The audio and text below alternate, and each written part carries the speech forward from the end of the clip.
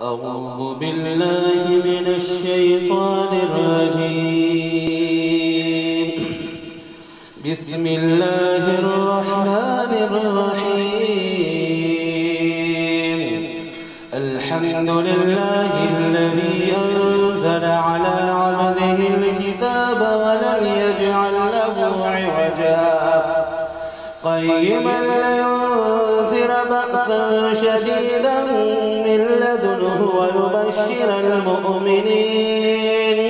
ويبشر المؤمنين الذين يعملون الصالحات أن لهم أجرا حسنا ماكثين فيه أبدا وينذر الذين قالوا اتخذ الله ولدا ما لهم به من علم ولا لآبائهم كبرت كلمة تخرج من أفواههم إن يقولون إلا كذبا فلعلك باخع نفسك على آثارهم إن لم يؤمنوا بهذا الحديث أسفا إنا جعلنا ما على الأرض زينة لها لنبلوهم أيهم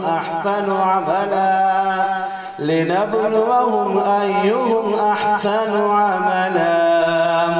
وإنا لجاعلون ما عليها صعيدا جرزا أم حسبت أن أصحاب الكهف والرقيم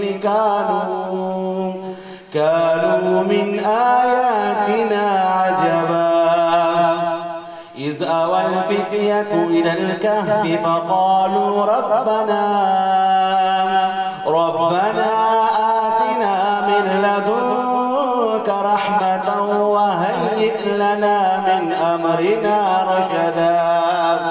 فضربنا على آذانهم في الكهف سنين عددا ثم بعثناهم لنعلم أي الحزبين أحصى لما لبثوا عمدا نحن نقص عليك نبأهم بالحق إنهم فتية آمنوا بربهم وزدناهم هدى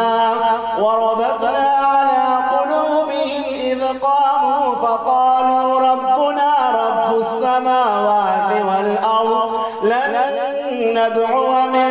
دونه إلها لقد قلنا إذا شططا هؤلاء قوم اتخذوا من دونه آلهة لولا يأتون عليهم بسلطان بين فمن أظلم ممن افترى على الله كذبا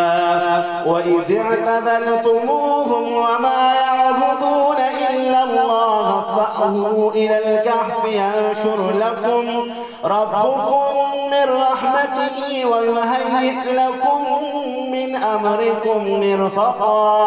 وترى الشمس إذا طلعت تزاور عن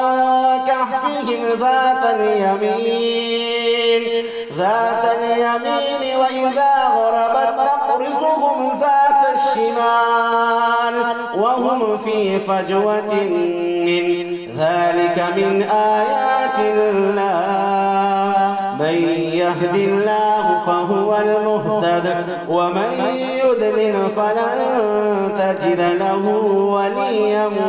مرشدا صدق الله العظيم.